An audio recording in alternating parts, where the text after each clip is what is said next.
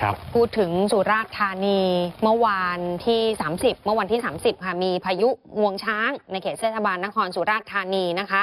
ล่าสุดมีผู้ใช้ Facebook ชื่อว่าพงคอมพิวเตอร์บ้านนาเดิมสุราษฎร์ธานีโพสต์คลิปซึ่งเป็นภาพจากกล้องวงจรปิดที่ติดอยู่ในบ้านตอนที่พายุงวงช้างเข้ามาเมื่อตอนวันที่ 30 นั่นแหละค่ะคุณผู้ชมดูระเนระนาดค่ะคือบ้านเนี่ยอยู่ในเขตเทศบาลนครสุราษฎร์ธานีแปลว่าอยู่ในตัวเมืองนะคะเจ้าของบ้านเนี่ยบอกว่าโชคดีนะวันนั้นไม่มีใครอยู่บ้าน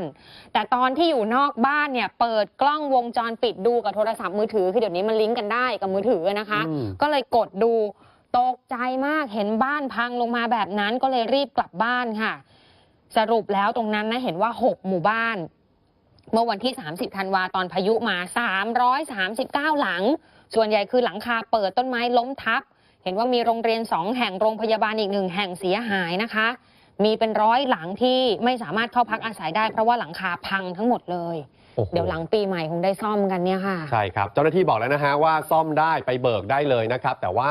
33,000 บาทต่อ1หลังเป็นงบประมาณที่ทางเจ้าหน้าที่กันไว้ให้นะครับ7:50 น